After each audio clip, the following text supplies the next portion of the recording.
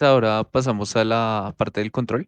Entonces, el control hay tres esquemas por un poco el tamaño de los esquemas, pero en este caso, entonces, en este primer esquema se puede observar la parte de la llave, del selector de llave, en el cual se tienen esas dos cargas, KMS y KMM, que controlan el inicio del proceso y el inicio del mantenimiento.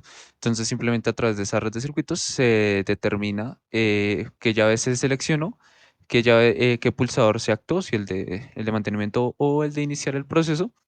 Y a la derecha está el circuito que hace que los testigos eh, de dicha llave se mantengan encendidos y pues que operen correctamente. Luego más abajo se tiene ya el primer sistema de control para la primera fase que se evidencia ahí en el informe. Entonces, en esta primera fase, pues son los pulsadores S1 y S1 máximo y S1 mínimo. Y pues toda esa lógica hace que funcione toda la tabla, ¿verdad? En ese caso. Entonces, hay unos contactos auxiliares que pertenecen que ayudan a controlar a las cargas principales. Más adelante se multiplexan, pero bueno, eso más adelante. Luego está la parte de la fase 2 que está más abajo. Ese circuito controla básicamente la fase 2. El circuito es dependiente del circuito anterior, de la fase 1. Entonces, cuando la fase 1 termina, se habilita la fase 2 y hay un contacto que determina que se encuentra en esa fase en ese momento. Se maneja la misma lógica de tener otra vez unos contactores auxiliares que después se van a evaluar. Entonces, con ese se haría la segunda parte de la tabla. Aquí se tiene, en el siguiente circuito de control, se tiene en primera instancia la fase 3. Entonces mismo depende de la fase anterior para poderse activar y pues tiene sus cargas asociadas, sus cargas auxiliares asociadas. Y pues esa es la lógica que se usó para que cumpla con esa tercera parte y final de la tabla, que son S3 y S5. Finalmente, esta es una de las partes más importantes. Este circuito que está acá, lo que permite es multiplexar cada una de las salidas de los anteriores circuitos de control por fases y enviarlas directamente a las cargas que activan los motores. Entonces, dependiendo de la fase en que se encuentre, y el momento en el que se encuentre, él activa qué fase puede enviar las señales de control a los diferentes cargas. Entonces, si por ejemplo está la fase 1 activa, pues los juegos de contactores hacen que solo la fase 1 envíe las señales a los motores. Luego, cuando se activa la fase 2, pues bloquea las demás, solo activa la fase 2 y así sucesivamente, incluye también la parte de mantenimiento que está abajo. La parte de mantenimiento, pues una vez se activa el mantenimiento, no se pueden activar el control por fases y una vez se activa el control por fases, no se puede activar el mantenimiento y viceversa.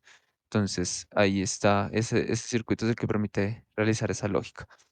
Finalmente, se tienen los contadores, que sería el contador de cada ciclo. O sea, cada vez que termina un ciclo de todos los sensores, reinicia el proceso para que siga contando hasta los tres productos.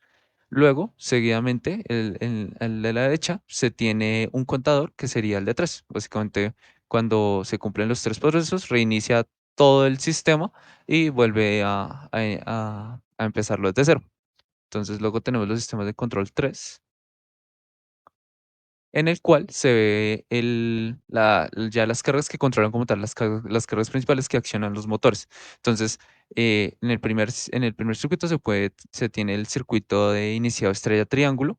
Entonces ahí están las cargas auxiliares que hacen que se cierre la estrella, se cierre el triángulo con sus respectivos temporizadores, bueno, en este caso contactos temporizados, y dependen de una señal que se envía desde el circuito anteriormente mencionado y una señal también del circuito de emergencia, evidentemente. A la derecha se tiene el circuito de control de la dirección, básicamente, que cuando está en cero está a la derecha y cuando está en uno está a la izquierda. Es básicamente el funcionamiento. Para el trifásico de estrella de triángulo. Abajo se tiene el trifásico de triángulo, que solo es un activador, que siempre está lo más importante son las direcciones y pues que esté encendido. Y finalmente a la derecha se tienen los contactos de las electroválvulas, los controladores de las electroválvulas y del motor monofásico. Listo.